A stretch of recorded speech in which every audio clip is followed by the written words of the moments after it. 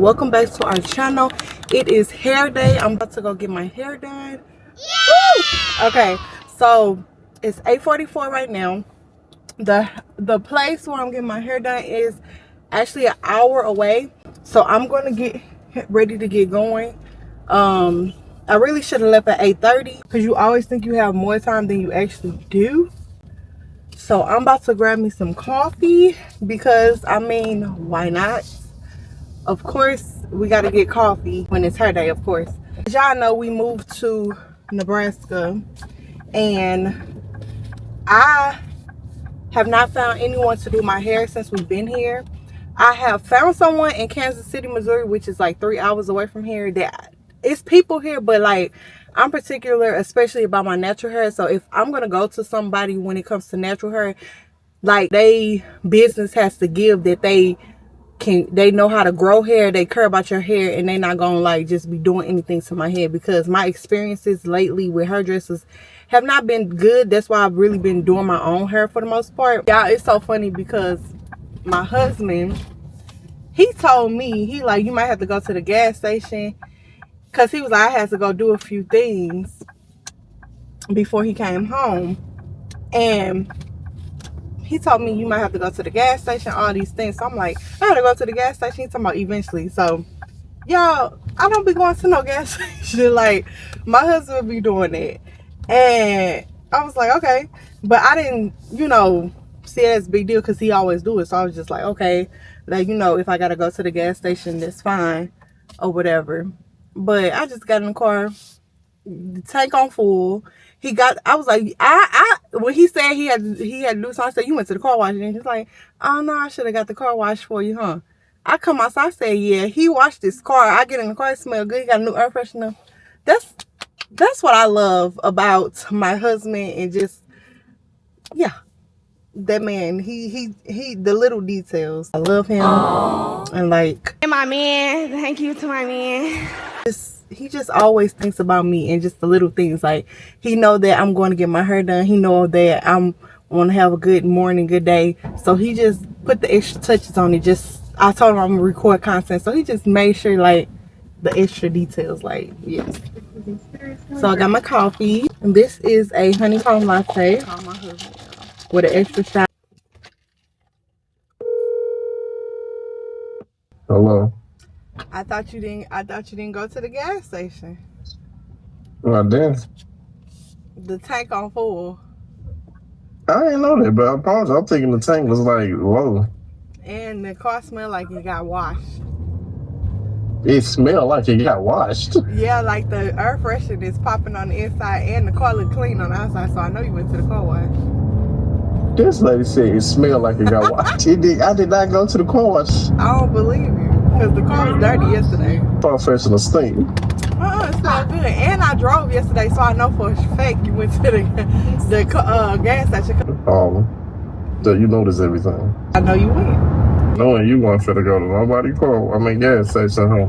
I wasn't tripping because you always go. I'm headed to the hairdresser, as I said. This is my first time with this person. I've been looking for somebody to do my hair, and I do feel like I've had some type of something going on with my scalp. I did try some new products that was sent to me, and I don't know if that had something to do with it, or like I ran out of my vitamins. I don't know if that had something to do with it. I don't know, but I feel like my hair was coming out. Like, when I was putting my hand through it, like, I know that your hair comes out, like, you shed hair daily, but this, like, type of how it was coming out, like, I was like, no, this is not okay. And I do care about my hair a lot, like my natural hair. And I know, like, between me having babies and everything, I feel like my hair, I haven't been able to really get my hair like at a steady growing pace, if that makes sense. Because when you get pregnant, most of the time your hair grows, it's so full and nice, and then after you have the babies, your hair starts shedding. Both times that happened to me, my hair starts shedding. So that's a process in itself. I'm trying to get my hair to just flourish again. So we're gonna see how this goes.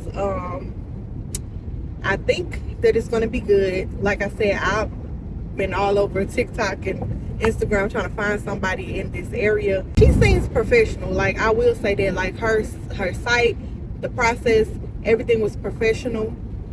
So far, only thing I say, I didn't receive a confirmation with the address, because I'm a business owner, so I know I had text her this morning. Now I got the address off her site. I was just confirming the address, because I don't want to drive an hour away and then I'll be at the wrong place or whatever. So she texted me back, so that was great. Other than this, today I've been doing great. I love the new states. Like, me and my husband just talking about it. He's like, you want to move back and all this stuff. He be asking me stuff, I guess, to see where my mind is at. And I'm like, no, I don't. Like, I don't know. Like, moving away from your home state, it's something I always wanted to do, but I was always afraid to do, because, like, every time I mentioned it or things, like, because I know my uncle, he used to want me to move to Chicago with him. He knew a lot of people in the beauty field and stuff like that. He was like, I can get you doing, you know, makeup on TV, all these things. And I always wanted to do it. Like, I always wanted to do it, but it was always somebody around that talked fear into me, that I let talk fear into me about moving, and just thinking like, okay, if I move, I probably wouldn't be able to find a church, or just like, you know, like the God aspect of it. But I thank God for maturing me and just allowing me to have a relationship with him, and to understand that he's everywhere that I am, you know, to not put him in a box, you know, and conform him to my home state. Or if I move, you know, somewhere, I might lose my relationship with him or whatever. And it's just like, no, like, actually my relationship has gotten stronger with him, and I thank God for that. I thank God for just taking that mindset away, and just like not allowing fear to keep me stagnant, not allowing the familiar to keep me stagnant, and not allowing the unknown to keep me fearful. You know, I think about Abraham, like when God told Abraham to leave his father and you know, where he was born or whatever, he could have been like, well, this, you ain't tell me where I'm going, so I'm gonna stay right here because I don't got nowhere else to go. And imagine if he would have said that. You know, God, of course, God could have used somebody else to fulfill his purpose, but imagine what that would have meant for Abraham. You know, his life would have been, he would have been stagnant. He would have been there. He would have possibly been doing witchcraft and fell into the generational curses that his family, that followed his family, and all of those things. So with him moving and being obedient to God and just going, and I don't mean that every person is supposed to move from their home state or whatever, but whatever that means for you, whatever God is telling you to do, just because you don't have all the steps. You know, God, the Bible even tells us that he gives us line upon line, precept upon precept. So a lot of times when God tells us to do something, he doesn't give us all the steps right away. Like, he will tell us to do something and then see if we're gonna do what he said or whatever, or give us the space or the opportunity to obey. And also sometimes he tells us to do something because he know we're not gonna obey, and he knows what's in our hearts, but he allows us to see what's in our hearts, and to really get those things out of us, that fear, the disobedience, the people pleasing, you know, the idolatry, because sometimes we idolize what people would think over what God says. And I know, because I've been that person. Like, God tell me to do something, but I'm so programmed to go tell this person, ask this person, or whatever. I didn't have confidence in who God created me to be, and also in my ability to understand his voice and hear him. You know, a lot of times we're programmed to think like God can't speak to us, or God can't, you know, we don't know his voice, and sometimes we don't. And sometimes it's just we do, but we allow the opinions of people to be louder than his voice. So I'm grateful for God just shifting my mindset, and he's continuing to do that, because like even though God brought me out of, you know, things that I was in, or brought them to the surface as well, some things I'm still struggling with, and I still struggle with and God has to show me, like, okay, hey, it ain't all the way out, or this is a test. I'm trying to, you know, show you. He shows us things so that he can bring it to the surface, and then we can lean on him to deliver us, and the Holy Spirit to guide us on how to do life and how to walk in deliverance. So I thank God for that. Like I said, I love our new state, and then I know I like living away from family. I don't know, for me, it just, like, because I've always been the person that everybody depends on for things, and not just in my family, but just like friendships and all of these things. Like, I've always been that person, because I am the type of person, like, okay, if people have something that they're interested in or whatever, I have these ideas and I know what to do, and if you tell me something that God has placed on you, I'm just as excited about it as you are, or maybe even more. And my mind, it gets to going, like, oh, you could do this, you could do that, and that's just genuinely who I am. God allowed me to see that's who I've always been, even from a child. So with that being said, I've always been the one that, like, even with my mom, that's expected to be the responsible one, all these things. Even though I'm not perfect, I have fell short, and I have made dumb decisions, and ended up in stupid situations because I wasn't responsible. But I've always been the person that people looked at to be the responsible one. So with that being said, it feels good to be away from that, and kind of like people have to figure out things on their own, figure out things for themselves. Not that I mind being there for people, because 7 hours away from home, if my parents call me, my sister call me, they need something or advice or anything like that I'm able to help with, I try to be of service if I can. But I'm learning to just let people figure out their things on their own, because sometimes we can be a hindrance to people because we're trying to fix what God is trying to get revealed to them and give them the opportunity to change and things like that. So I'm learning to, like, when people call you or something and they have a problem or anything, like, I'm learning to use wisdom and discernment and say, okay, is this something like, God, do you want me to step in on this, or do you want me to just pray and give them godly advice that points them back to you? And so I'm learning how to not overwhelm myself with other people's situations and things, and it's been helping me, because now I'm able to focus on myself and my family, and just being in alignment with who the woman, the wife, the mother, and all of these things that God is calling for me to be. Because, like, for the longest, I was so focused on everybody else that I was neglecting my own marriage, my own children, my own household, you know, and being present there. I was so focused on helping, you know, other people with their ministries and all these things, that I was neglecting the things that I'm responsible for. And just learning how to have harmony in that, on a journey of unlearning a lot of things and allowing God to teach me, instead of going off of what I've been taught, or what my parents were taught, or people before me were taught. Because a lot of things are not biblical. It's just the way that things always went, or the way that people always did things.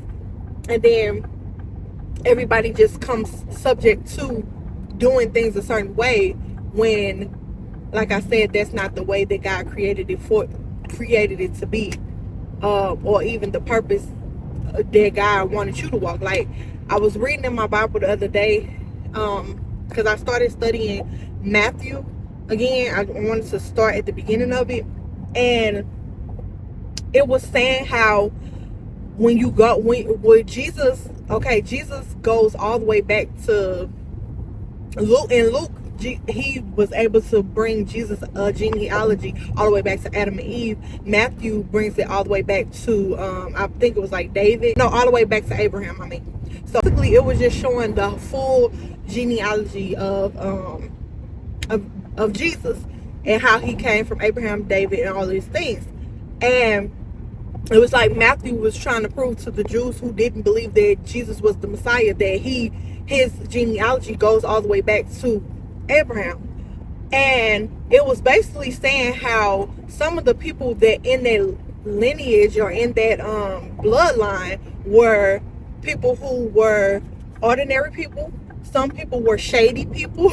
Some people were great leaders and all of these things. And it was just saying how that the Bible demonstrates that, okay, even though Jesus had shady people in his bloodline, he had anointed people in his bloodline, he had ordinary people in his bloodline, but he was still the Messiah, and his purpose was still able to be brought through him. So it just reminds me that sometimes when God starts to expose things about like your genealogy or bloodline curses and all these things, it's like sometimes the enemy will try to get you stuck on that instead of doing the work. Instead of you focusing on doing the work, you know, necessary to make sure that it doesn't continue, that it stops with you. The enemy will try to get you stuck on the fact that it's even there in the first place. And so it just reminded me that, you know, sometimes that things are pushed to be a certain way, like, okay, poverty in the bloodline or perversion in the bloodline. Even though there might be people in your family who don't acknowledge or don't see it, but God gives you the knowledge to see it, and then that's where you're supposed to stand in the gap and be the change. A lot of times we focus on trying to get other people to change, but God said, let your light so shine before men that they may see your good works and glorify your Father which is in heaven. So when we submit ourselves to God and we do the necessary things to change and we go through the process and for ourselves, you know, that light of God shines through us and it's able to bring deliverance in the bloodline, you know. So I'm like, okay, let me stop focusing on what was done or what people do or how people be acting, and let me start focusing. Even though I'm still gonna be watching and praying. I'm not just gonna pray, I'm gonna watch as well, but just making sure that I understand that the same way that God delivered me, he wants deliverance for my entire bloodline. Not just me and my family to make it in, but my entire bloodline to be transformed and renewed and to make it into heaven. So to heaven, and not just even heaven, to the promises that he placed here on earth, like, you know, heaven on earth. Notice, like, the longer we stick with God and things like that, a lot of people give up and, oh, I just want to make it to heaven, and I do too. But that I also want to live a life of prosperity, because God he all of this belongs to him.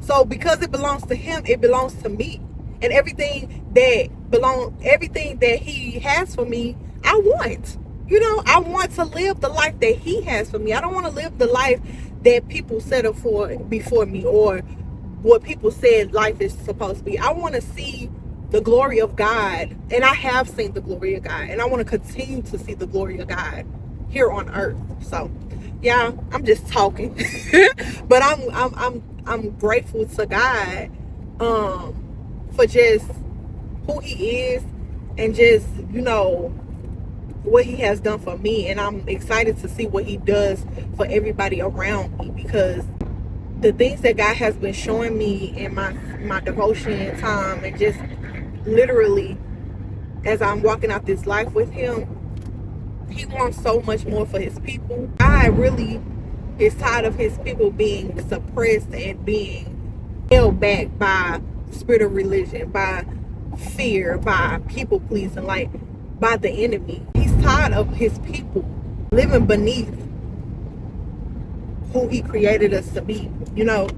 So that's the ultimate goal. Okay, y'all. Let me stop talking. Let's get to this appointment. We got 10 minutes left. And I ain't gonna just talk y'all ears off. But I pray that I said something that will bless your soul and encourage you to just spend time with God and get a relationship with Him, because He is all in all, everything that we need to make it through these times.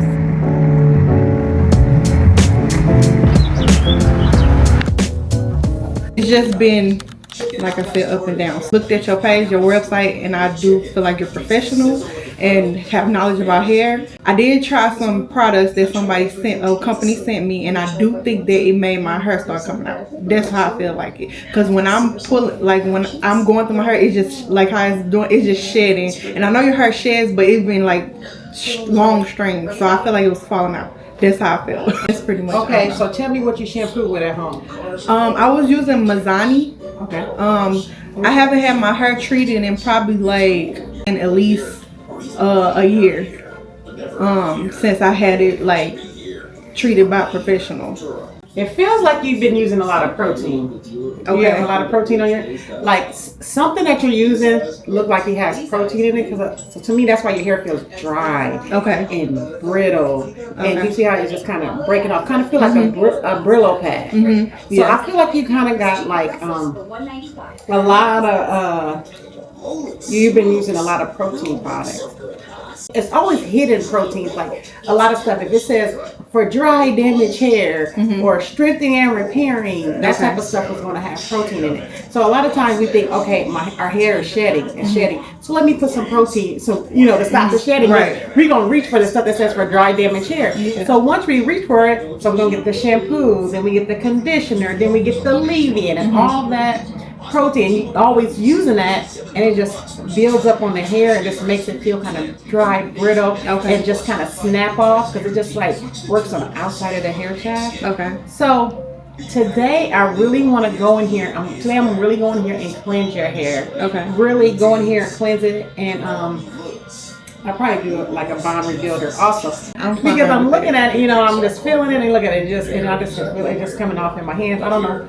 So yeah, so that's what we're gonna do. We're gonna go in here, cleanse it. We're gonna put that detox on there, lift all those hard water metals out, dump all the moisture as we can into your hair, and to get it going on the right path. Then I'll straighten it, and we'll trim your ends, but we'll talk about it before we trim it, because I want you to feel comfortable wherever, where I trim it at. I'm gonna give my recommendation, but ultimately I want you to feel comfortable with it. You're the one that have to wear it, and I want you to feel comfortable. Okay. How do you feel about that? I'm fine with that. I'm fine with whatever. I came here knowing that I might have to get like a lot cut off. I'm okay with it, because I just really want it to be healthy and flourishing. Yeah, gorgeous hair. You just gotta get it some love. Thank you. A little bit of love. I figured that. I'm like, sure that people have a landing spot when they come. So how often do you straighten your hair? More financially responsible. Not put any heat on your hair. The thing I do is my shampoo process is so important. People think that you can skip this part. So this is where the magic happens, the shampoo bowl. Hydrated hair doesn't frizz as quickly, so I'm really getting in here and cleanse your hair and hydrate your hair. I use different shampoos because they do different things. So, yeah. I can feel it. You can feel the difference? Yes, because my scalp was so itchy, and I know why that product build up. But it definitely, I can feel the difference each time you washing and combing. I'm like, okay, I'm feeling right. the clean. So the first two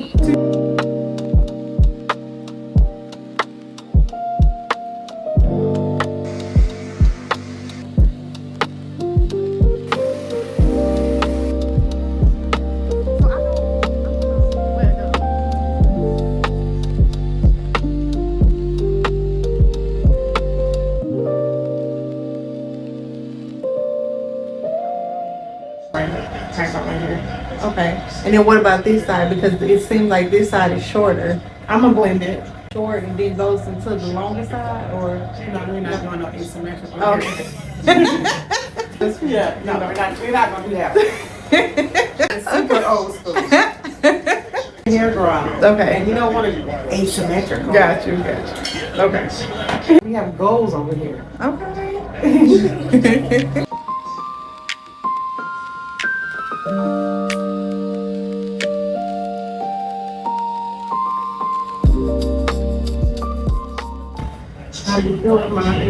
actually like it. My scalp feels good, and I feel like you have given me a lot of information to like be able to thrive. And like you said, we got goals, so I'm confident that You're gonna reach it. yes, I'm confident in that.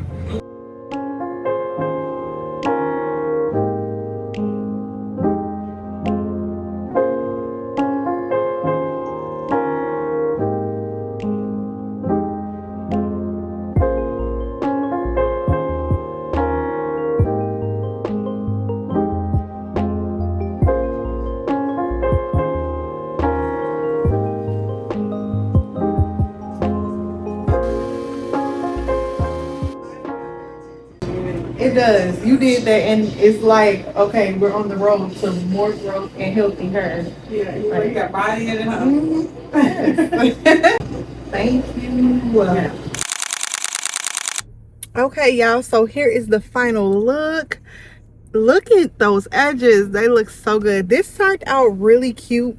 Like, I'm not even gonna lie, y'all, I was nervous, and not necessarily because of her, because I seen her work online already. I was more so nervous for myself because I knew, like, my hair, I could tell, and she confirmed it, my hair was in a critical condition in my opinion. My hair is very thick, so a lot of times people can't tell, you know, what's going on, but I could feel it when I was pulling my hair. I told y'all, like, strands was coming out to where you see the little piece at the root part.